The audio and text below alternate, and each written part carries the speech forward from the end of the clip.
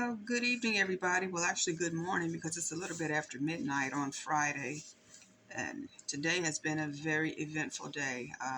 I've been kind of busy, and I had dozed off and took a little nap, so I was going to wake up and go over some of the news that's been happening throughout the world, and yeah, it's the day went by really fast. There's a lot of stuff happening, so I'm going to get right to it. As we all know, Israel again. Bomb Beirut. They've been bombing Beirut. They're still bombing Beirut. Um, Benjamin Netanyahu said that they were going to go full force with the ground invasion um, and a war against Hezbollah in Lebanon. So um, that's what's happening right now as we speak. And every time we turn around, if you got Telegram, then, you're keeping up with everything. Then your phone is going to, them alerts are just coming in like crazy every time Israel strikes um, Hezbollah in Lebanon. And every time Hezbollah has been trying to strike, well, they've been launching rockets and missiles and drones into Israel, but that David sling, that Iron Dome is protecting Israel. And we know ultimately who is protecting Israel to the point that Israel has very few casualties as opposed to what they are inflicting upon Hezbollah and Lebanon right now. I haven't been following what's going on in Gaza to see, just exactly what's going on, but they pretty much, like I said, they've shut Hamas down. They've pretty much shut Hamas completely down. Now, at this point, they're just waiting to capture Yahya Sinwar or waiting for him to turn up dead somewhere. So they're saying he's still in the tunnels. We don't know.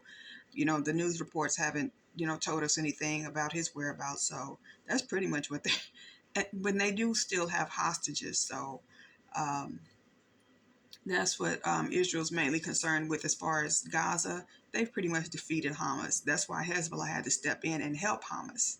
So right now, Israel is Hezbollah and in Lebanon is under attack by Israel. Israel is attacking Hezbollah in Lebanon, and so they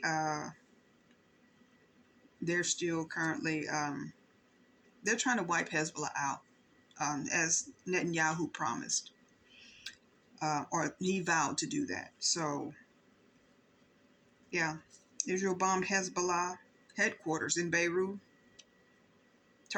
they were targeting Hassan Nasrallah. They were looking to kill Hassan Nasrallah. And at the headquarters, there are a lot of high-ranking commanders in Hezbollah at the headquarters. And so that's the reason why they struck that headquarters. But they struck that headquarters because Hassan Nasrallah has an underground bunker or an underground command center below the headquarters, and they struck like 6 buildings, I believe, and just destroyed. They just leveled a whole city block up in Beirut. Um, some of the people killed in this blast was the daughter of the general secretary of Hezbollah. Um, said up to 400 people are currently buried in the rubble from this bombing. They're trapped in the rubble, so we don't have an accurate death count yet. So they're still pulling bodies out. They're still searching for bodies. However, Nasrallah's whereabouts are unknown at the time. It hasn't been confirmed. They suspect he's dead. Um, Hezbollah has not confirmed it. They're still denying it, saying that he's okay. But the U.S. is saying that they almost know that he's dead. So we're waiting on the official news report to confirm, if he's still alive or if he was in fact killed in this latest attack. Um, Like I said, they hit the headquarters this time. They said they wanted to hit the head of the snake. They wanted to cut the head of the snake off, and so they did. They took out a lot of commanders, from what I'm seeing. Um, they took out, like I said, the daughter of the general secretary of Hezbollah. They took out another commander named Mohammed Hussein Surur, S-R-U-R, Sur. They took out Abu Saleh they were head of Hezbollah's air and drone units. So they killed them. And let's see, who else did they kill? They killed, the body count now includes Mohammed Ali Ismail and his deputy Hussein Ahmad Ismail, Abbas Milfashan, and Muhammad Reza Zahidi. These are all high-ranking Hezbollah commanders that have been killed as a result of this latest attack in Beirut. Um, President Netanyahu gave a speech to the United Nations today here in the States, in New York.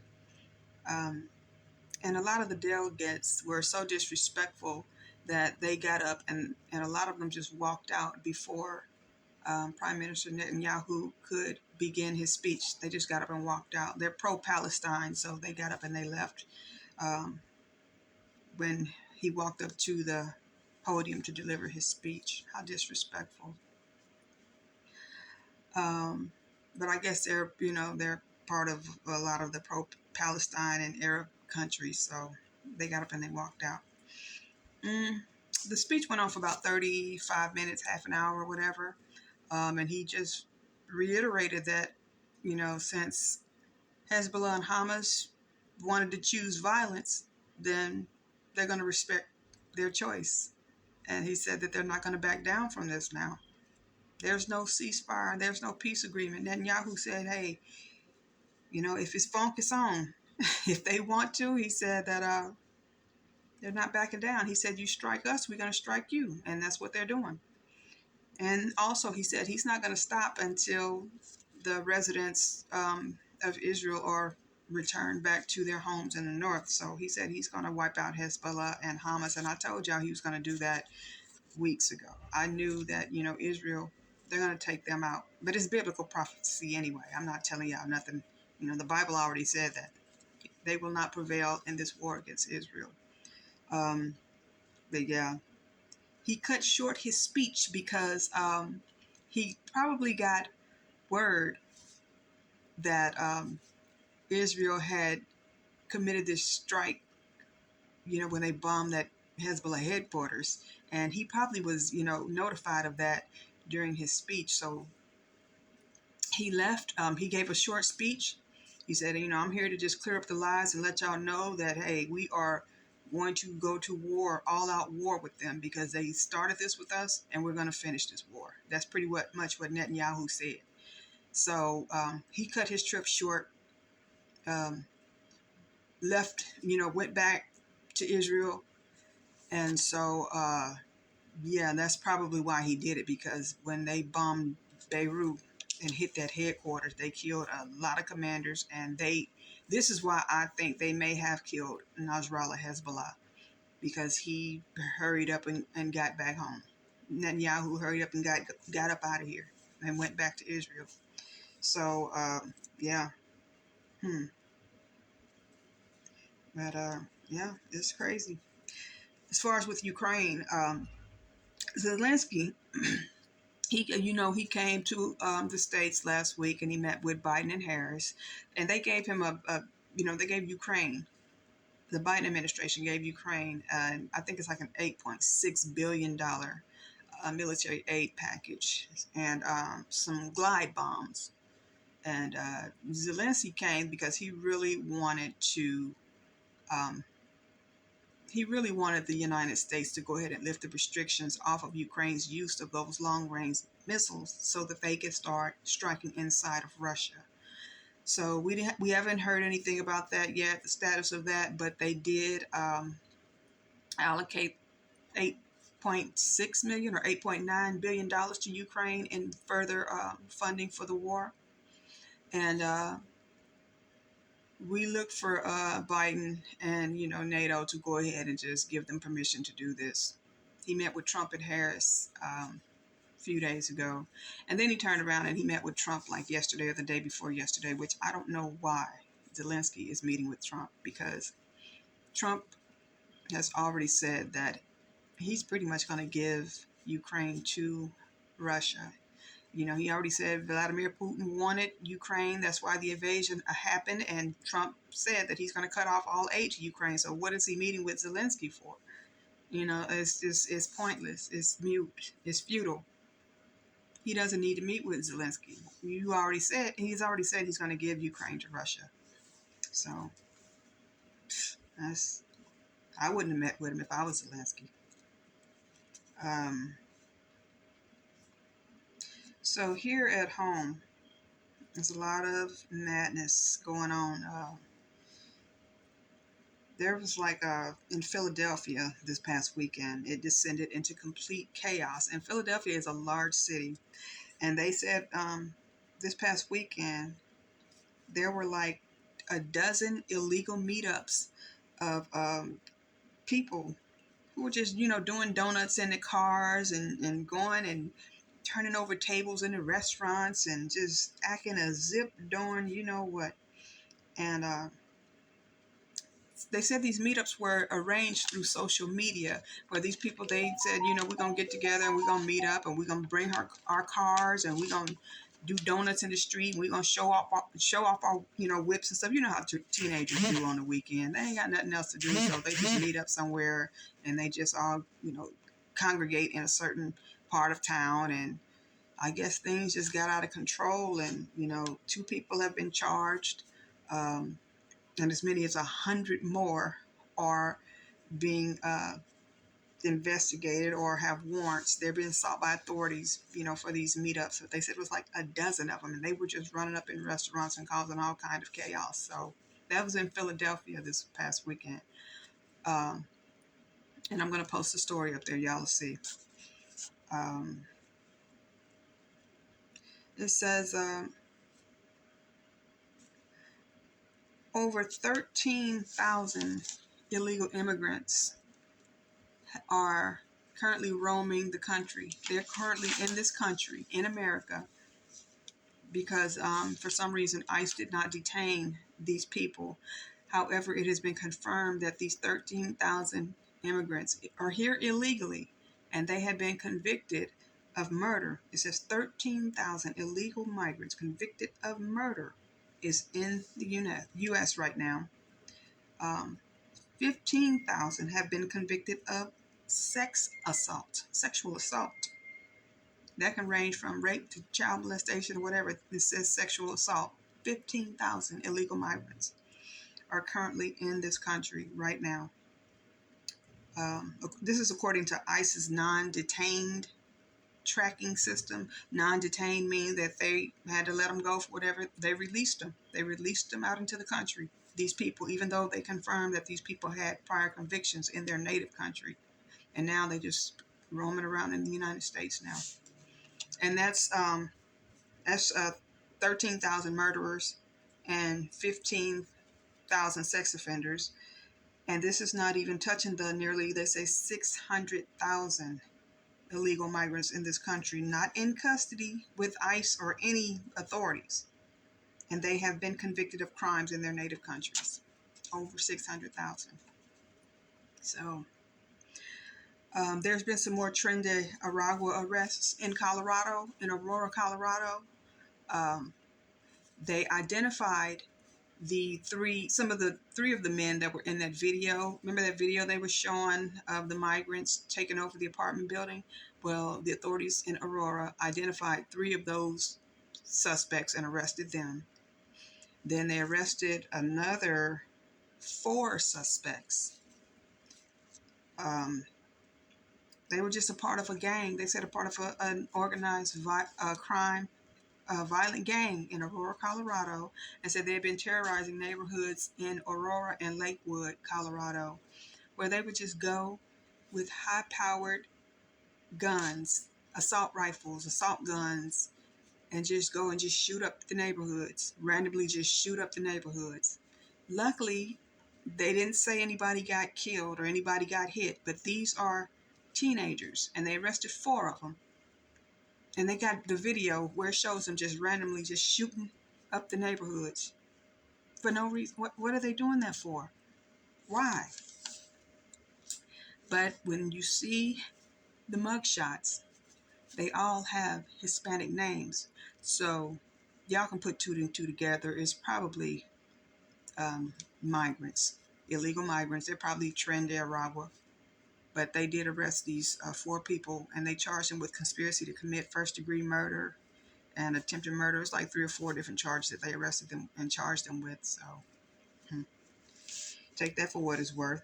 And then they arrested another young man in Aurora. He was, they said he is affiliated with Tren de Aragua. They took him into custody and arrested him. It's just crazy. It's just crazy. But they keep denying and saying that we don't have a migrant problem here in this country. So they said that Kamala Harris is going to go and visit the border. They said this will be her first time in 3 years since she visited the border. So what she's going to say, they said she's going to put the blame on Trump and say he blocked some type of border bill, or he encouraged that some type of border legislation didn't pass in Congress, and she's going to just go down there and probably give a little stump speech and blame him. But my whole thing is, what policy plans are you going to, what policies are you going to implement about this whole situation? So, is she going to tour the border and then just turn around, give a speech, blame Trump? We need solutions now. We don't need finger pointing with no part amongst the parties, Democrat, Republican, or whatever. We need solutions. What are you going to do to stop the problem, to combat people crossing over here illegally who are murderers, rapists, robbers, thieves?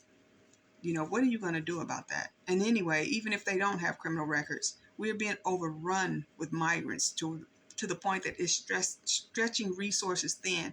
We don't have enough for us here in America, and y'all just steady letting these people come over here, and then y'all dumping them into these sanctuary cities to the detriment of the American citizens, the American people. So yeah, we're gonna see. She's supposed to visit the border, and she's gonna give a speech or whatever. Hopefully she consults with Governor Abbott down there, and he give her some solutions or whatever, because it's just getting out of control, and it's a powder keg. It's a powder keg waiting to explode. So yeah, that's a very sad, that very sad story of grandmother. Well, this woman outlived her 2 daughters because they died of accidental fentanyl overdoses, and now she's taking care of 5 children. So you can imagine the financial strain and the emotional toll that is taken on her, as well as the kids, because they lost their mom. So yeah, pray for that whole family. Lord, that's just anyway. In a more fortunate situation, there were 4 middle schoolers who used Telegram to score some magic mushrooms from a 21-year-old suspect who has been arrested for selling these magic mushrooms through Telegram. They scored these shrooms through Telegram, social media. And so I guess they went to school and they did the mushrooms, and 2 of them ended up having to be rushed to the hospital because they almost overdosed. Well, they did overdose, but they almost died from these mushrooms that they found from somebody on Telegram. So the dealer was 21 years old, but the 4 juveniles, their ages ranging between 12 and 16. And so they met him the night before in a King Soopers parking lot, and they completed the transaction. He sold them the mushrooms. So how they found the dealer was through one of the kids' cell phones, and they tracked him down and they arrested him. So his name is Damian Solano, and he is 21 years old. And he actually had mushrooms on him when they arrested him. So yeah, so he faces several charges, including unlawful distribution, manufacturing, dispensing, or sale of a drug, felony level 1, and contributing to the delinquency of a minor. So luckily, luckily the mushrooms weren't cut with fentanyl or anything that could kill those kids. But Yeah, they were rushed to the hospital, and thank God none of them died, but it was four of them, ages 12 to 16 years old. Man, so I hope that teaches them a lesson, and I hope the parents put them in some type of rehabilitation program or something so they can get better. And that was a scary situation. They taking the mushrooms to school, so.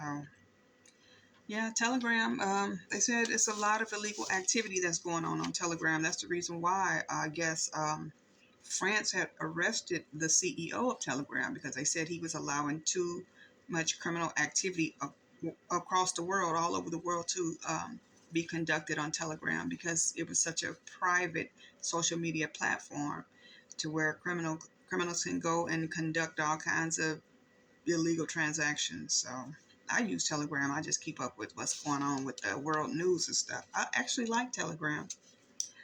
But yeah, thank God those kids are okay.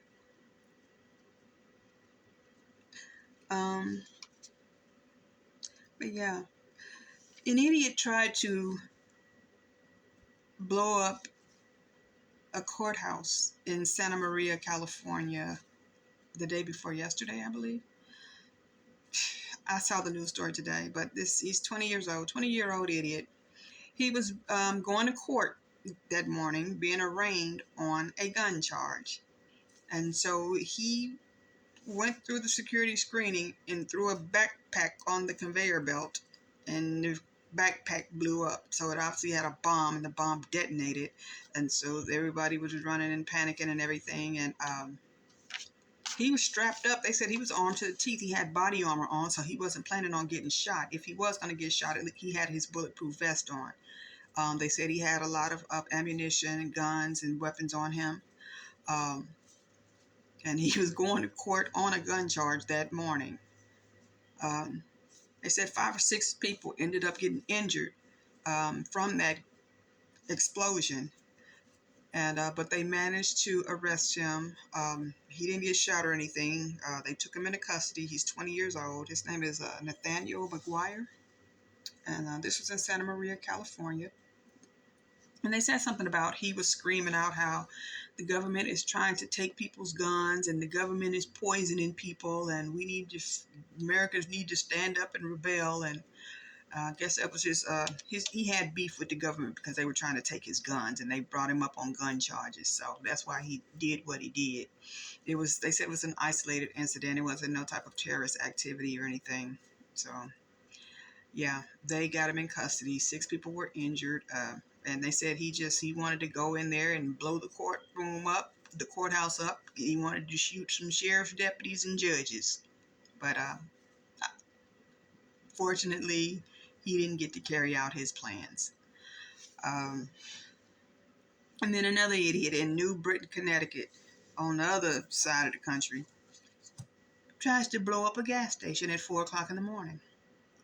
I don't know what these people, they just be bored and just want to blow up and burn up stuff or what. But this clown, they caught him because the gas station had surveillance cameras. And they caught this clown trying to burn rags and stuff them into the gas pumps. And they said this is not the first time he tried to do this. It's a gas station in New Britain, Connecticut. And said luckily that the owner shuts the gas pumps off when the store closes or when the station closes at night.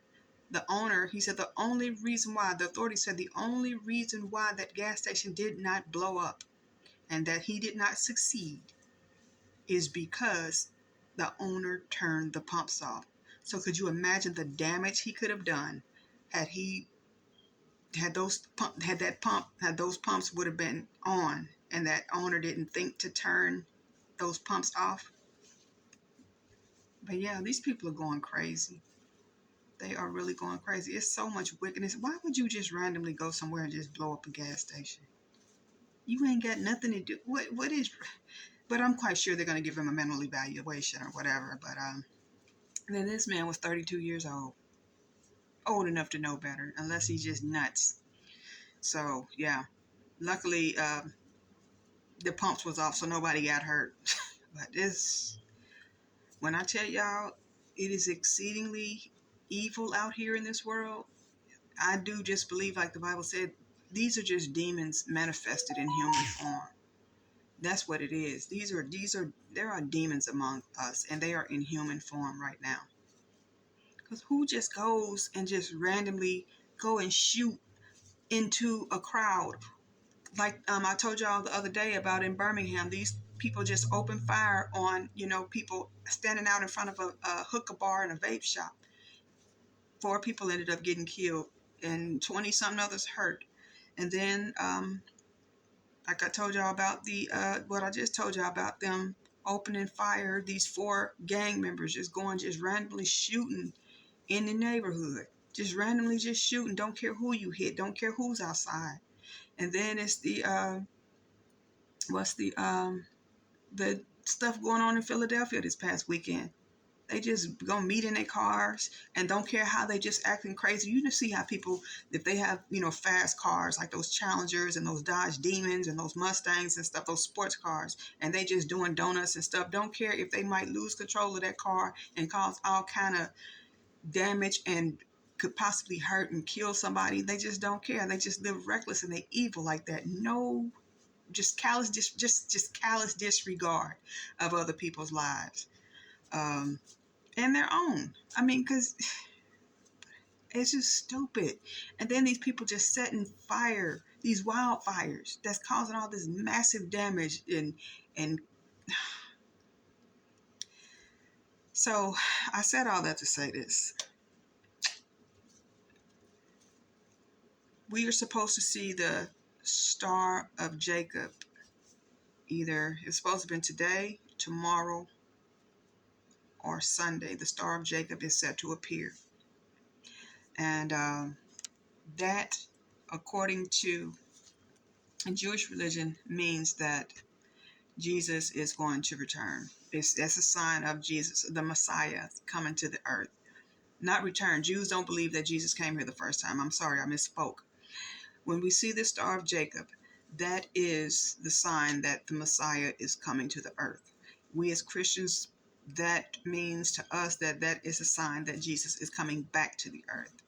And so in Numbers 24:17, this is Bible prophecy.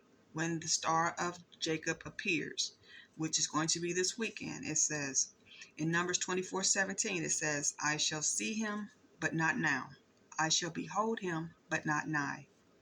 There shall come a star out of Jacob, and a scepter shall rise out of Israel, and shall smite the corners of Moab, and destroy all the children of Sheth. The current war that's happening. So, if you haven't been saved, if you have not confessed your sins, repented of your sins, and asked the Lord to forgive you so that you could be saved when Jesus does return to the earth. And the reason why these wars is happening is because it says Jesus is going to come back as a lion. He left here a lamb, but he's going to come back a lion. And he's going to come back waging war on Satan and all the evil demons and wicked people and nations. He's going to come back waging war on the world, on his enemies. So he's not going to come back the gentle Jesus that everybody, the baby Jesus, and he left here a lamb. He was sacrificed as a lamb for our sins so that we could be saved. But when he come back this time, he's coming back for war. He's coming back as a lion. So when he comes back, you want to be ready. You want to be baptized, saved, repented, sold out to Jesus Christ, and just waiting on him to come back. Now, that don't mean we're going to be perfect. Ain't none of us perfect. That's the reason why he died. He wouldn't have needed to come down here to die if we were perfect. But still, at least God knows your heart. And if you're ready and you've been saved, baptized, blood washed, and born again, then you are not fearful of anything that's happening out here in this world. We just tell you, as more seasoned Christians, because I've been saved now, really true. I've always believed in God, but I have been really, truly, just seriously saved since I was 33.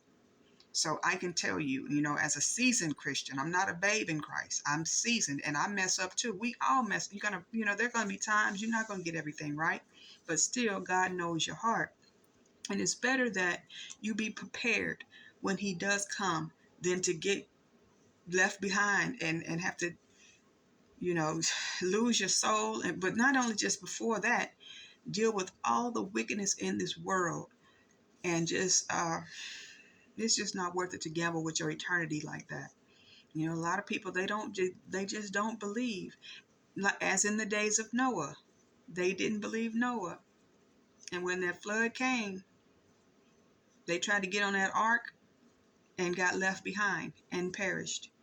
So there's no second chances once Jesus comes back. There's no second chances. They know, oh Lord, please spare me. I don't care. All the begging in the world, it's not going to help you. So that's why God has given us more time. He's so patient, and He's so graceful and merciful and forgiving and loving that He's given us time to prepare for when Jesus comes back. Now, whether you choose to do it or not, that's on you. But you can't say that you didn't get the information and you weren't told. You can't deny that you weren't told, because God said that before Jesus comes back, the gospel was going to be told from the four corners of the world, four corners of the earth. Everybody's going to know. So, yeah. But the time is just it's getting near, and it's time for everybody that belongs to God to get saved, get right, and get ready, because He's coming back. And we look forward to it. So we all look forward to it. We can't wait, because all this wickedness will be over with. And that's why we tell y'all, the Bible, describes how things are going to happen in the end time. And so we point out these things, and we let you know all the events that correlate or confirm the prophecies in the Bible. That's why we as watchmen, we tell you what's happening with the weather, with the wickedness in the world, with war, with famine, with pestilence, with everything, to let you know, and we refer to the scriptures to let you know that these things are going to happen before the second coming of Christ. So, and everything is happening just as the Bible said it would. There's no other book in the world ever in the history of human civilization has ever been so on point and accurate with everything that is unfolding right before our eyes every day. So that's why we do what we do. So y'all, I'm gonna stop. It's 1:03. I'm gonna upload this. It's probably gonna be about 2 or 3 o'clock in the morning before it gets up here. But yeah. All right. Everybody, enjoy your weekend. Be safe. Like I said, stay prayed up for yourselves and your loved ones, for me, and for, Jesus to just come on back and just take us out of here so we can not have to deal with all this stuff anymore. So God bless y'all, and good night. Peace. To bring you in on right now, and it is happening in the Middle East. A new attack by Israel into Lebanon, and Trey Yanks joins me now with the details that he has so far. Hi, Trey. Yeah, Martha, massive breaking news right now out of the Middle East. Fox News has learned that the Israeli military targeted the leader of Hezbollah, Hassan Nasrallah, in the suburbs of Beirut. A massive explosion was reported there this hour. Israeli fighter jets overhead. We are learning this information in real time. It is unclear if the leader of Hezbollah, Hassan Nasrallah, was killed in the strike. But again, the latest information that we have, Fox News has learned that Hassan Nasrallah was the target of this large strike in the Lebanese capital of Beirut. Nasrallah is at the top of the food chain for this Iran-backed group, responsible for firing thousands of rockets into northern and central Israel since October 8th. He's a man who took over for Hezbollah leadership in 1992 and has led the organization since. You might remember the Second Lebanon War back in 2006. Following that 31-day conflict, Nasrallah said had he known the destruction that would come to Lebanon, he would not have launched the war that took place then. If this is confirmed and the death of Nasrallah is confirmed here in the Middle East, it is an unprecedented moment. And remember what it follows. It follows a speech earlier today by Israeli Prime Minister Benjamin Netanyahu at the UN General Assembly, and also a visit by Israel's Defense Minister Yoav Gallant to troops in the northern part of this country who are staging for the possibility of a ground operation into southern Lebanon. So right now we are waiting to gather more details. You can see right there, there is smoke rising, and I believe that's a skyline shot from Beirut following this massive strike. Journalists on the ground in the Lebanese capital report hearing multiple explosions. And Rear Admiral Daniel Hagari, the top spokesman for the Israeli military, said publicly that the target of this strike was the command and control center underneath a building in the Lebanese capital. And again, Fox News has learned at this hour that the target of the strike was Hezbollah leader Hassan Nasrallah. Martha? Trey Yanks, thank you very much. Obviously, this is an enormous story with huge implications as we wait to find out what the impact of that strike was on command and control centers in Beirut, Lebanon. And as Trey has just confirmed, the target was Hassan Nasrallah, who has been in power since 1992 in Lebanon as the head of Hezbollah, and he has lost almost all of his deputies underneath him. I think 2 of the main core leadership underneath him remain after these hits in this current and ongoing war. I'm Steve Doocy. I'm Brian Kilmeade. And I'm Ainsley Earhart. And click here to subscribe to the Fox News YouTube page to catch our hottest interviews and most compelling analysis. The Assembly will hear an address by His Excellency Benjamin Netanyahu, Prime Minister of the State of Israel. I request protocol to escort His Excellency and invite him to address the Assembly.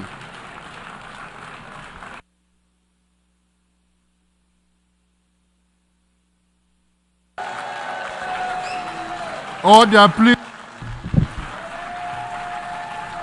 Ladies and gentlemen, order.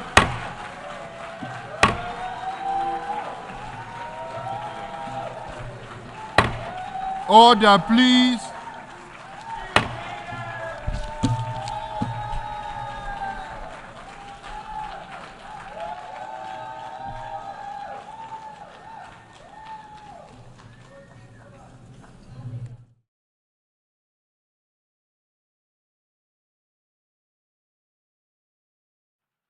Israel's Prime Minister Benjamin Netanyahu was met with boos at the United Nations General Assembly Friday, while many in the audience walked out. Here's the truth. Israel seeks peace. Netanyahu told world leaders Israel doesn't want war, but it is forced to defend itself against Iran-backed groups including Hamas and Hezbollah. This war can come to an end now.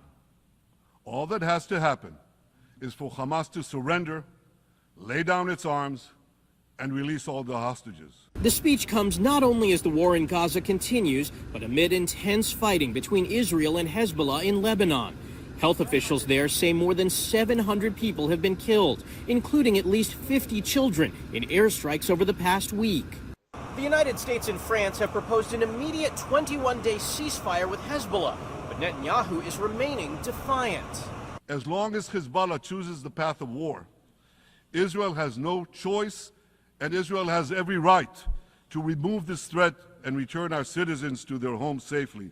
Defense Secretary Lloyd Austin warned an all-out war would be devastating. A diplomatic solution, not a military solution, is the only way to ensure that displaced civilians on both sides of the border can finally go back home. But with Israeli tanks gathered at the country's north border, concerns of a ground invasion are growing. Michael George, CBS News, the United Nations. First, right now we have to strengthen Ukraine's position on the battlefield. And that's why today I'm proud to announce a new $2.4 billion package of security assistance.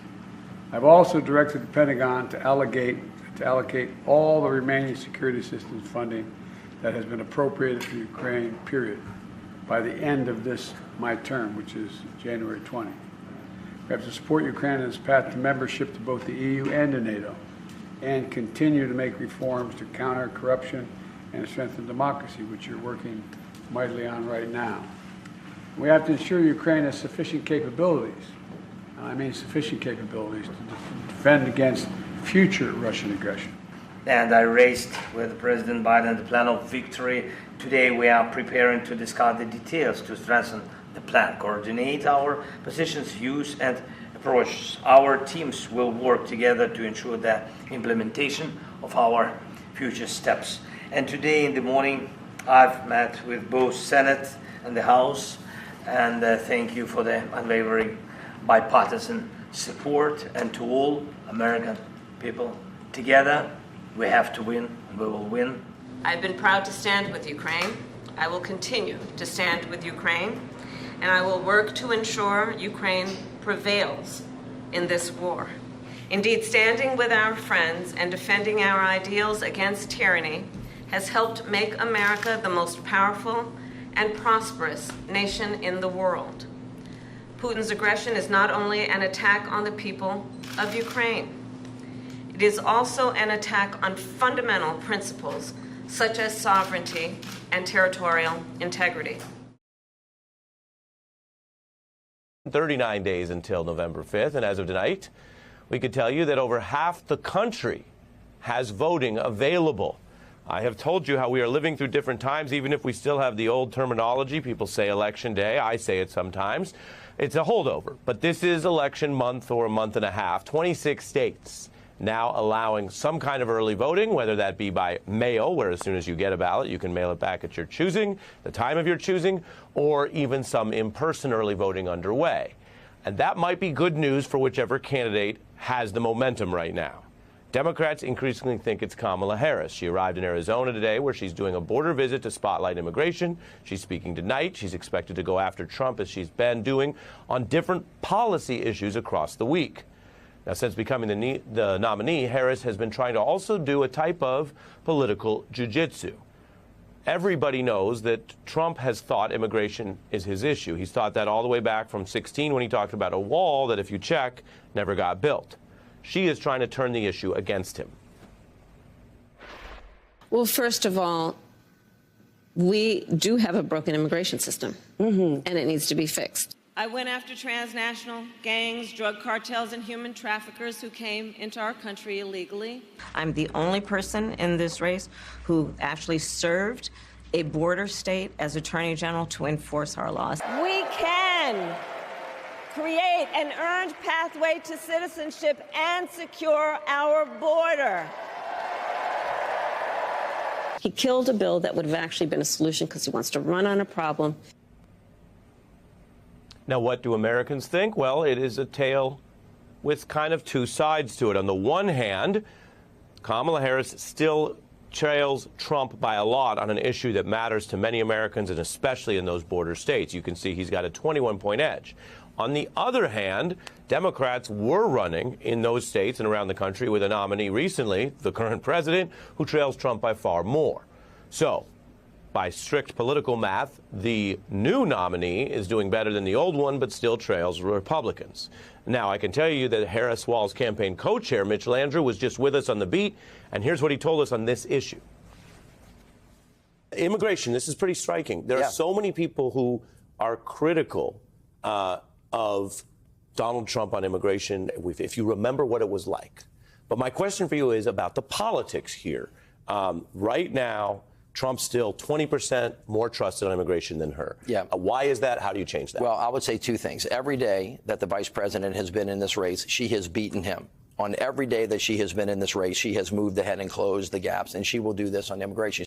We actually negotiated a border bill, the toughest border bill that has ever been negotiated. The only reason why that bill failed is because Donald Trump wanted to use that as a political wedge. He put himself, again, ahead of the safety and security of the people. And the more you tell that story, the more people are going to go, look, we can have safe and tough borders, and we can also be a nation that's got a good legal immigration plan. We have to get that done.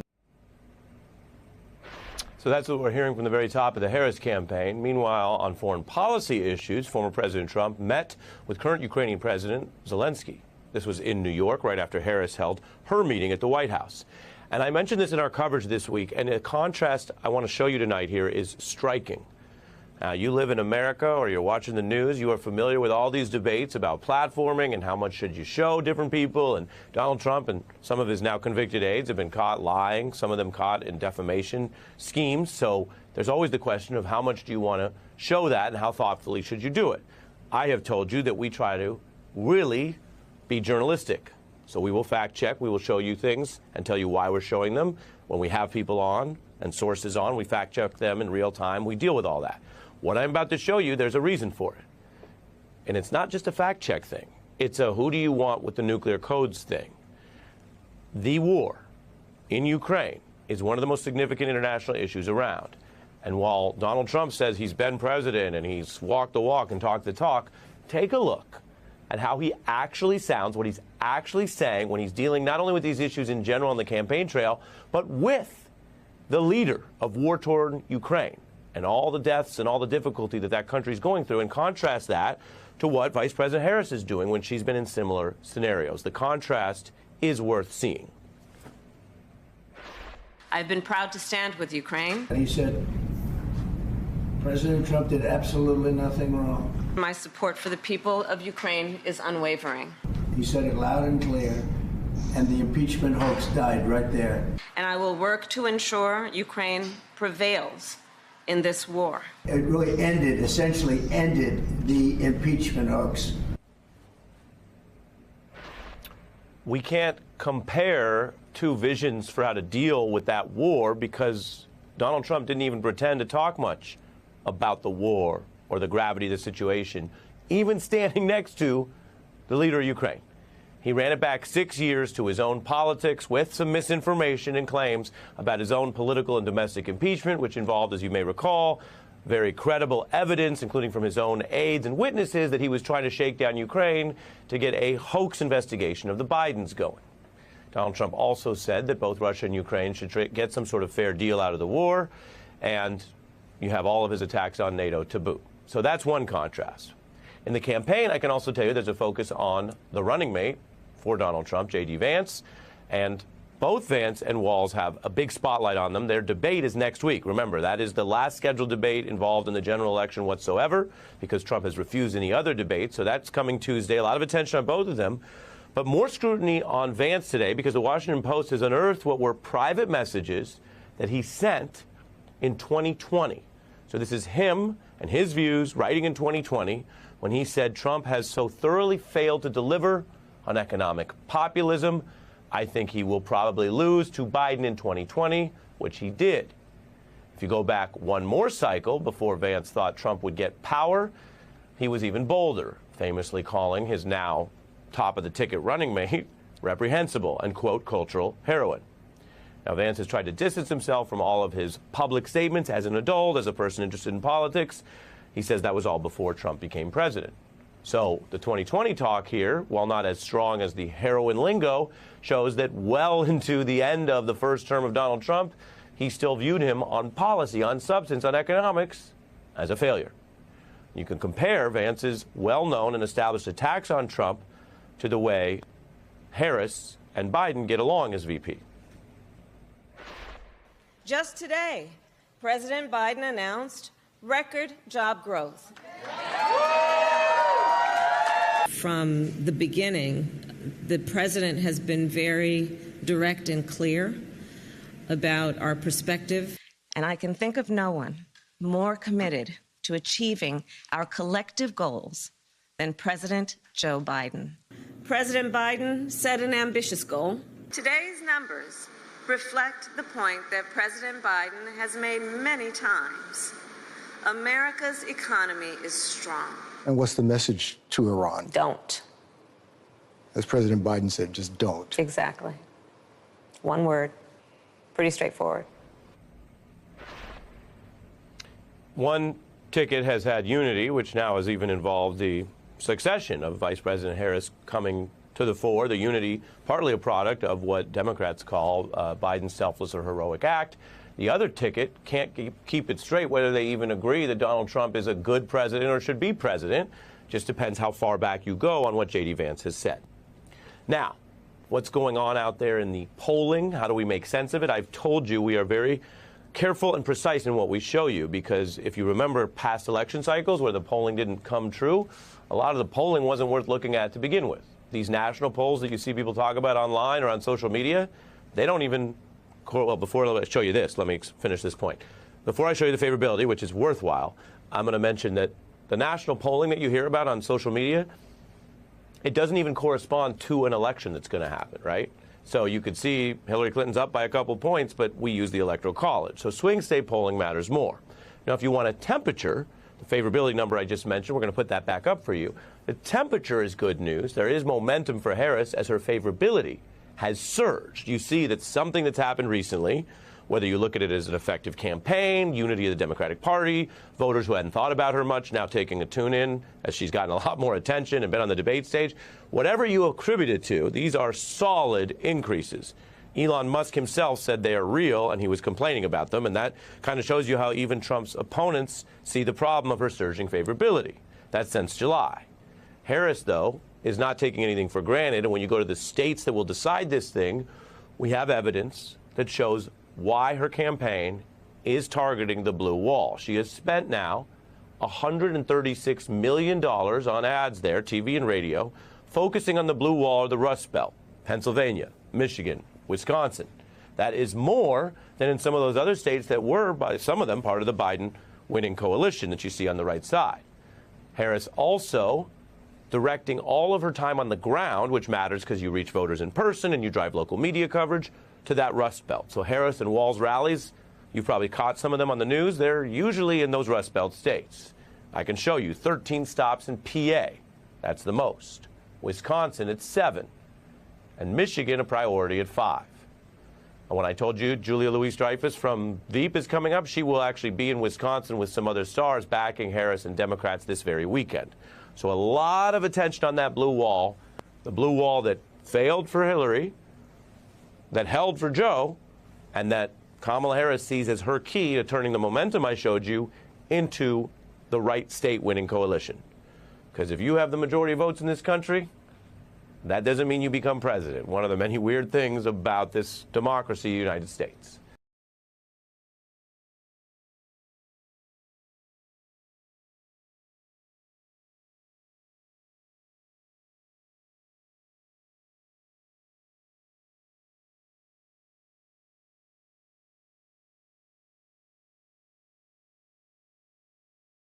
And last night, Helene made landfall as a Category 4 hurricane, taking deadly aim in the southeast. Ryan Smith at the live desk with the damage left behind, Ryan, and the areas that are still in harm's way. The death toll here from this storm just continues to rise tonight, sadly. Nearly 4 dozen people killed across several states, including a 27-year-old mother, we're told, and her 2 one-month-old twins out of McGuffey County, Georgia. Officials now saying trees fell onto that family's home. Now, the storm that slammed into Florida as a historic Category 4 hurricane, now moving north as a tropical depression. Take a look. The dramatic images unfolding of these rescues happening all afternoon long. A mother and her 2 children seen here, just relieved to get out on that boat. So here's a look at the response by Atlanta Fire Department tonight, using boats to get to people who are left stranded in their homes. The governor tonight saying reaching people who are trapped remains a top priority. We're still trying to get to some of those folks. I mean, there was 115 different buildings, we were told, that had suspected people in there that couldn't be reached, and we're still trying to cut our way in there. It's so bad we hadn't gotten to all of them yet. And in one of the most dramatic rescues all day today, 3 Black Hawk helicopters swooped in here and saved more than 50 people. They were trapped on the roof of a hospital. Patients and staff there in Irwin, Tennessee had to escape to that roof because they couldn't evacuate due to the dangerous and fast rising waters both inside and outside of that hospital building. Virginia State Police aviation units also assisting there, and incredibly, no one was hurt. Yeah. Mexico's Pacific coast getting pummeled right now by Tropical Storm John for a second time. The system made landfall this afternoon farther west after blasting Acapulco as a Category 3 hurricane on Monday. Torrential rain has led to mudslides and dangerous floodwaters. So far, at least 8 deaths have been reported. Oh my God. People are stunned by what they're seeing right now. That was someone's home being swept away in Asheville, North Carolina. It floats down the street and then crumbles into the rushing water. Most of that area is still under a flood warning tonight. Then in far eastern Tennessee, more than 50 people were stranded on the roof of a hospital. There you see them walking around. There were plans to evacuate, but the floodwater was rising too fast for ambulance to get there in time. So helicopters picked up those patients and healthcare workers and got them to safety. In Atlanta, first responders resorted to kayaks and canoes to pull residents from an apartment complex. More than 1,500 search and rescue teams have been working throughout the region all day trying to find people trapped in the rising water. Well, a disturbing development on the border crisis. Wait until you hear this. The Director of Immigration and Customs Enforcement confirms that more than 13,000 illegal immigrants convicted of murder have been caught at the border and then released into the United States. The letter here tells the tale. Hello, I'm John Roberts in Washington. You believe this, Sandra? Which means they are here, and this is just an unbelievable development. I'm Sandra Smith in New York. Good to be with you, John. This is America Reports. Let's get right to Bill Melugin. He's got this news for us. He's live out of Douglas, Arizona right now, where Vice President Kamala Harris is set to visit later this afternoon. Bill, the details of this news, what do you have? Yeah, and Sandra, bear with me. We just got these numbers moments ago, but it's a jaw dropper to say the least. So to set the stage here, let me just explain what these numbers mean. ICE has something called a non-detained docket. Essentially what that is it means migrants who were encountered by DHS but are no longer in federal custody. So who's on this non-detained docket? It's illegal immigrants who were caught and released at the border, released with the court date years away. They're in immigration proceedings, combined with illegal immigrants who have already been ordered, deported from the country by a judge, but are still here roaming the country. So keep that in mind, this non-detained docket. According to a letter that the acting director of ICE just sent to Texas Congressman Tony Gonzalez, on ICE's non-detained docket, they're currently tracking 425,000 non-citizens who have been convicted of a crime. Of that number, over 13,000 non-citizens have convictions for homicide and are on the non-detained docket, meaning they're roaming the country right now. On top of that, there are another 15,811 non-citizens convicted of sexual assault who are roaming the country right now on ICE's non-detained docket. It doesn't stop there. Those are convictions. The ICE director also says there are currently just under 1,900 non-citizens on the non-detained docket who have pending homicide charges who are roaming the country, and another 4,250 non-citizens who have pending sexual assault charges who are roaming the country on the non-detained docket. So people's eyes might be glazing over right now with all the numbers we just threw at you. Just to put it in a nutshell right here, what we've learned from the acting ICE director via this letter to Congressman Tony Gonzalez is right now there are over 13,000 illegal aliens convicted of homicide who are roaming the United States right now. There are another 15,811 illegal aliens roaming the country right now who have been convicted of sexual assault, and there are even more who are facing charges for homicide and charges for sexual assault. So this just goes to show, guys, the non-detained docket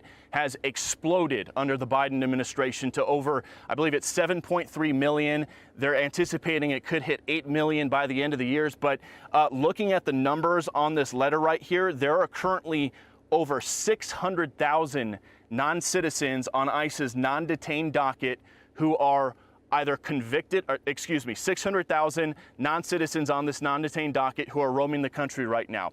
Of that, 425,000 have already been convicted of crimes. 222,000 are pending crimes. And again, the most serious crimes we just told you about, over 13,000 convicted of homicide, over 15,000 convicted of sexual assault. And honestly, that is not a surprise to hear given these horrible headlines we keep seeing popping up in multiple parts of the country almost every day now of a horrible sexual assault or a murder or another violent felony committed by an illegal alien who is often caught and released from custody. And the jaw dropper here too, guys, is all these numbers we just rattled off, they don't even account for the nearly 2 million gotaways who have crossed our border under the Biden administration. Those almost 2 million gotaways, they were never encountered by DHS. They snuck in, they were never caught by Border Patrol, they were never encountered by ICE.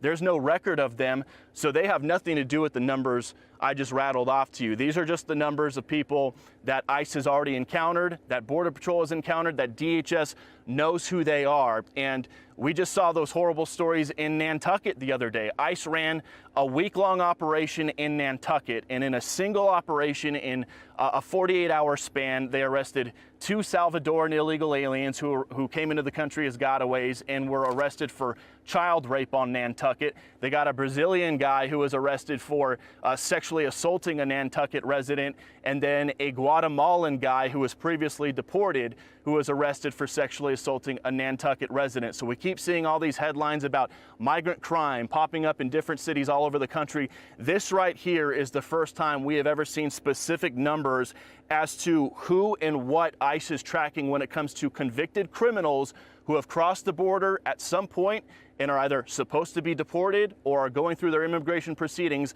but are not in ICE custody right now and are roaming the country. So I'll ping it back to you guys, but some pretty jaw-dropping numbers that we are still going through as we speak right now.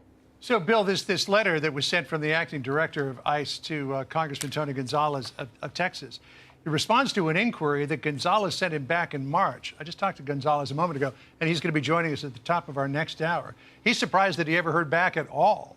But what's interesting is in this letter, the acting director says, quote, ICE recognizes that some jurisdictions are concerned that cooperating with federal immigration officials will erode trust with immigrant communities and make it harder for law enforcement to serve those populations. However, sanctuary policies can end up shielding dangerous criminals who often victimize those same communities. I mean, that would appear to be, from the acting director of ICE, a tacit acknowledgement here that sanctuary policies are endangering the public. 100%. And I talk to a lot of ICE contacts pretty much every single day, and that is their biggest frustration is all over the country there are these jurisdictions who simply will not cooperate with them, no matter how heinous the crime is. I mean, the Boston ICE office is arresting child rapists and these horrific sexual assaulters, and these local jurisdictions, ICE will put a detainer on them and basically say, hey, please hold them in custody, we'll send our guys and we'll pick them up. That way they don't get back into the community. The locals ignore ICE, ignore their detainers, and just release them back onto the streets, sometimes with a tiny bond, a few $1,000s for a child rape or an aggravated sexual assault. It makes ICE want to pull their hair out, and you did see that in the ICE director's letter. It is a head nod that, hey, we got to deal with a lot of sanctuary jurisdictions who will not cooperate with us for any reason. And when Kamala Harris visits the border today, if she takes any questions, I'm hoping she does, one of the things I'm hoping to ask her is, back in 2019, she campaigned for president as saying she wants to get rid of all ICE detainers, saying they tear families apart. You know, one of the biggest things we hear from ICE is there's this misconception about them that they're kicking in doors of grandmas and little kids and going after people who are just working and here for a better life. The people they're going after right now are the worst of the worst. We're talking serious felons, murderers, sexual assaulters, rapists, that sort of a thing. And when ICE detainers are not honored and these local jurisdictions just release people back out onto the streets without notifying the feds, it's dangerous for everybody involved. It's dangerous for the local community who might have a sex predator back on their streets. It's dangerous for ICE because instead of having someone just handed over to the jail to them in a secure environment, now ICE has to use their resources to develop intel and try to find this guy and find out where he's going to be, and then use 6, 7, 8, 9, 10 of their officers to go apprehend this guy who could be violent. Maybe they'll fight back. Maybe they won't want to go back into federal custody. So it's dangerous for everybody involved. In these sanctuary jurisdictions, you know, it's going to come to a point here soon. Donald Trump is vowing to end them. I had a phone call with him the other day. I said, well, how are you going to end them? What are you going to do? And he said, well, if it comes down to it, I'm going to strip federal funding away from sanctuary cities. I said, well, How far are you willing to go with that? Will you pull FEMA disaster money from them? He said, yes, I'm willing to do whatever it takes. We don't know where Kamala Harris stands on sanctuary cities right now. I'd love to ask her that today if she takes any questions. We'll find out later. But her running mate, Tim Walz, has advocated for pushing to have Minnesota become a sanctuary state in the past. So these are questions that Kamala Harris's campaign will have to answer about where she stands on sanctuary jurisdictions, detainers. She pledged to get rid of ICE detainers back in 2019. Where does she stand on that now? Has she flip-flopped on that like she has on some of her other border positions? Hopefully we get the chance to ask that, John.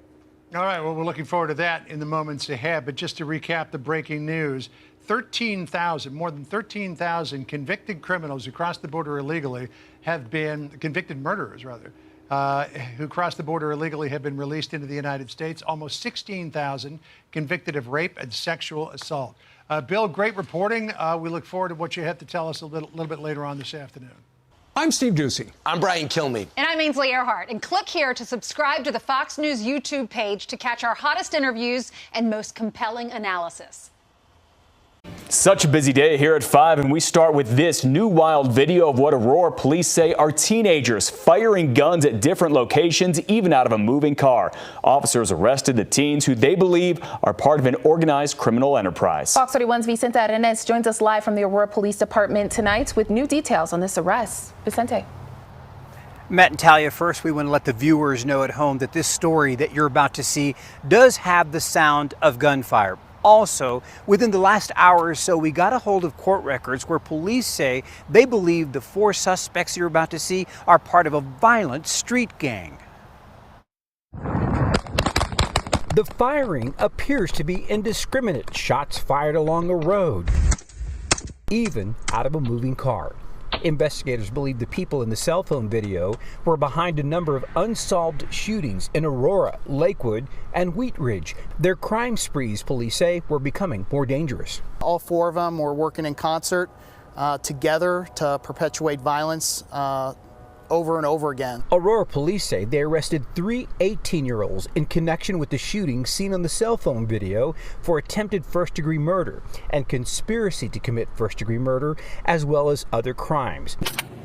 Body cam video shows an arrest taking place after APD focused on finding the suspects with the department's relatively new crime gun intelligence unit. So when we recover that evidence, we're able to examine it and see if that firearm is being used in multiple events. Division Chief Mark Hildebrand says shell casings have special markings that lead them to weapons and suspects. APD says the unit can get results back on shell casings within 24 hours. Hildebrand says this year alone, APD has identified 400 shell casings linked to other shootings. High-tech tools chasing criminals long after they've left the scene of a crime.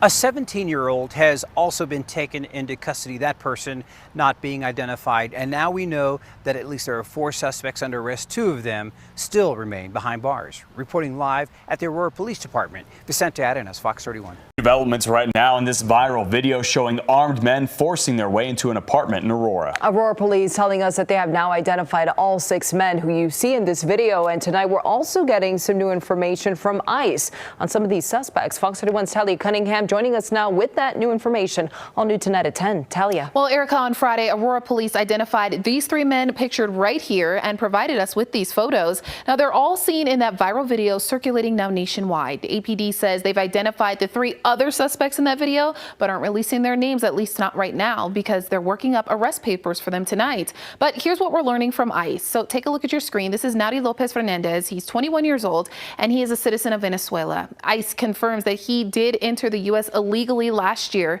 and since then has been arrested for criminal behavior 4 times in Colorado and in Kansas.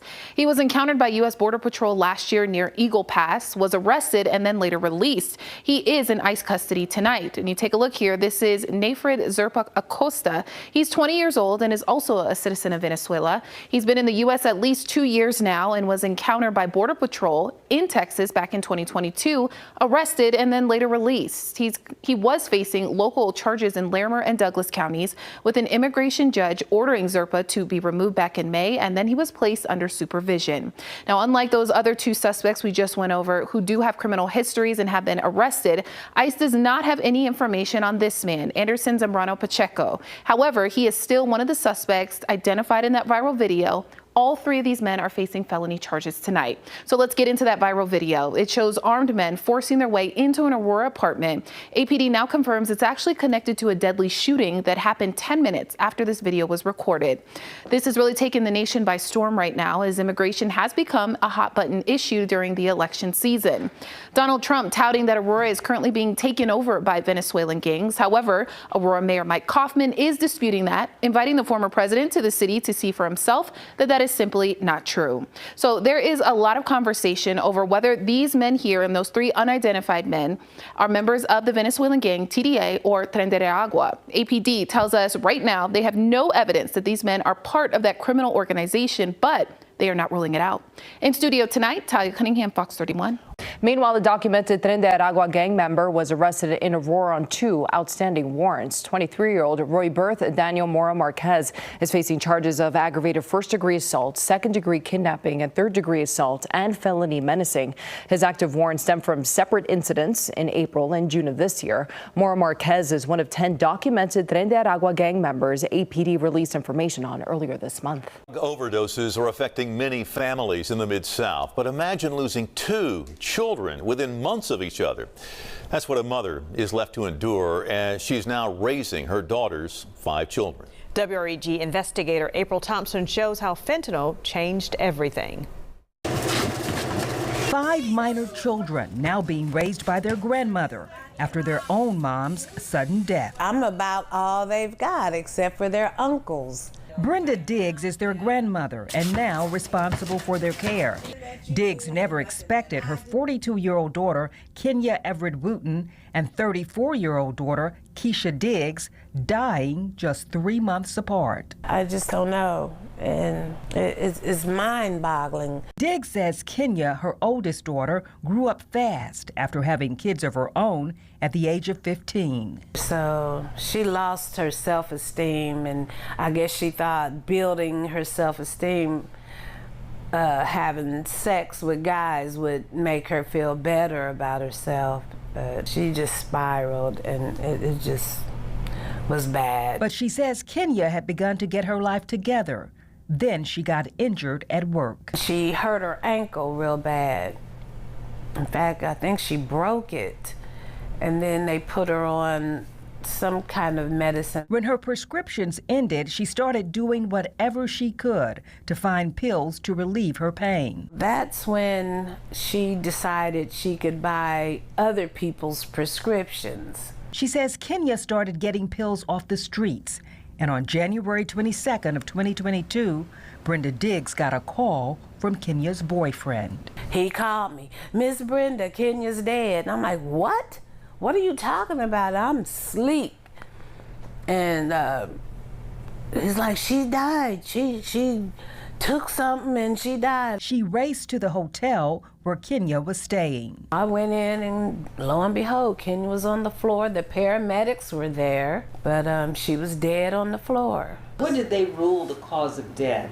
Accidental overdose of fentanyl. And that wasn't the only tragedy to come. Kenya's younger sister, Keisha, had just been released from prison for prostitution. Her mom noticed signs something was wrong. She was in the mirror combing her hair, and she was nodding, like she was asleep. She was just out of it. And I'm like, "What is wrong with you?"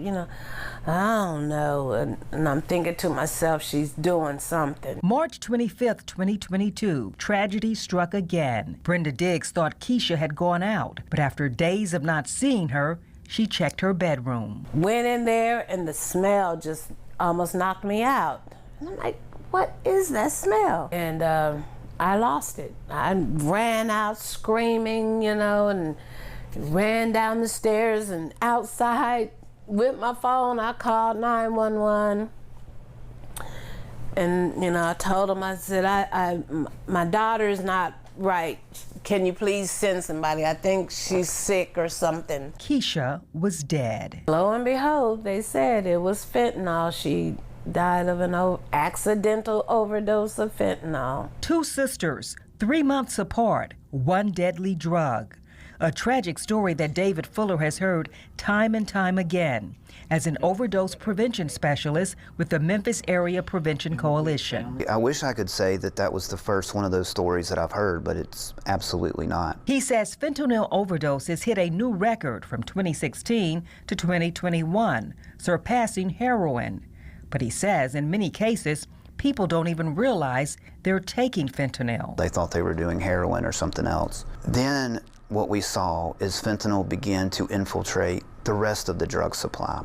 Counterfeit pills, counterfeit prescription opioids. He says fentanyl is so dominant because it's cheap to manufacture. It's 100% man-made, and it's also highly addictive. It's so powerful that once a user becomes addicted to fentanyl, other drugs are not going to cut it because they're not strong enough. And it's killing people. It's the deadliest drug that we've seen in this country, certainly to this extent. It's why the Memphis Area Coalition is on a mission to educate anyone who will listen about the dangers of drug use, treatment available, what overdoses look like, and how to use medications like Narcan to save lives. But for Brenda Diggs' 2 daughters, it's too late.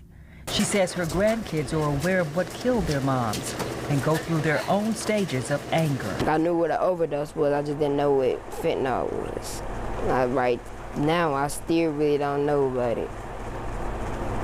I just don't, I just know it's a drug, that's it. If they just trying to do it to have fun and stuff, I'll tell them no.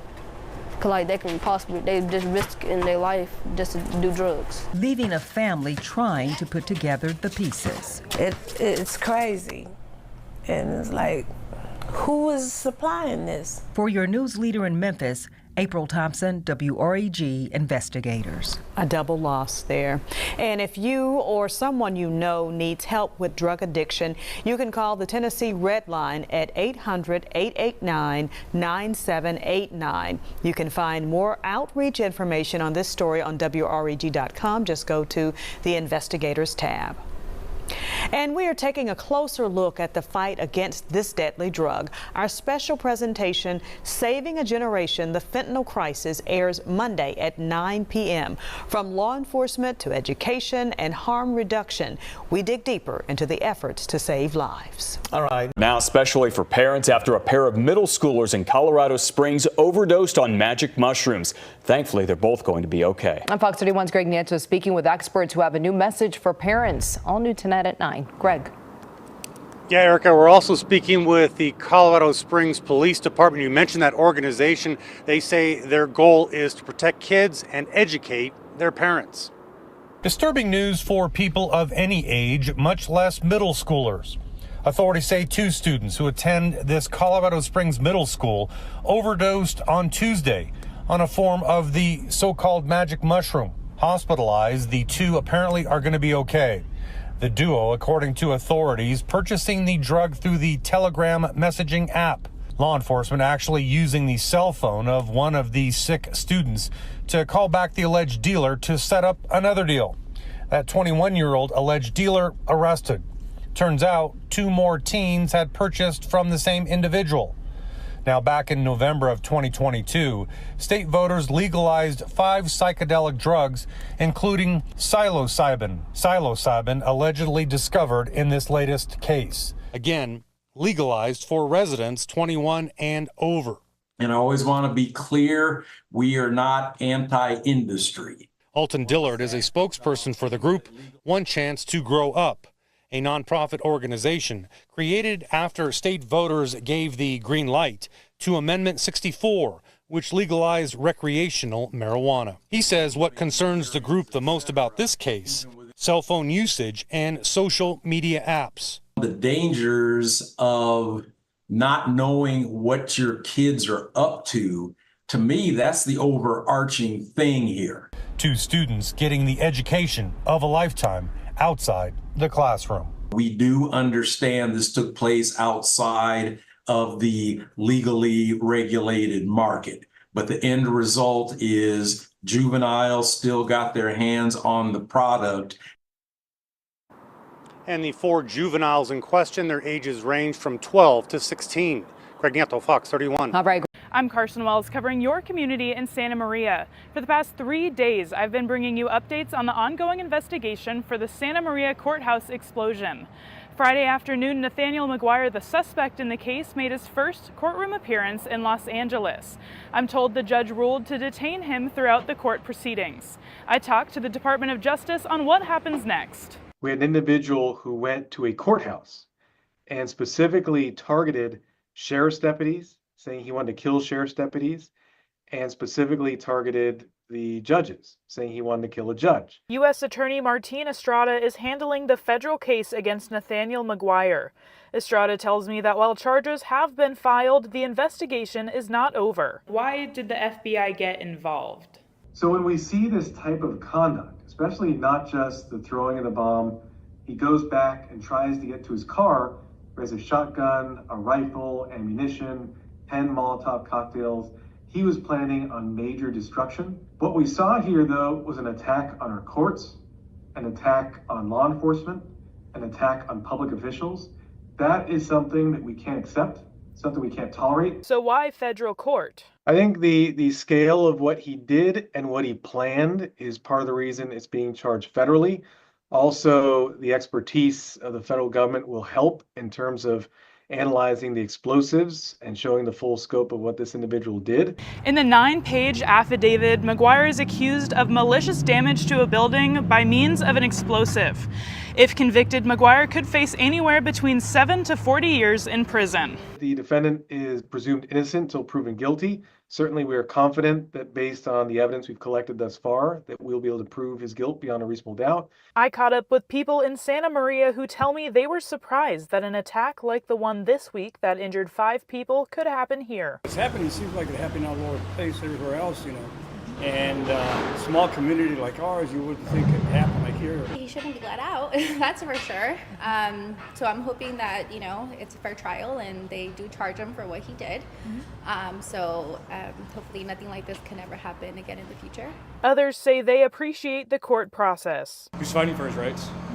I respect that. Estrada tells me it's hard to know how long the court proceedings will take. The litigation could take some time. It's hard to predict. McGuire's arraignment is scheduled for October 18th. I'll continue to follow this story and bring you updates. In Santa Maria, Carson Wells, KSBY News.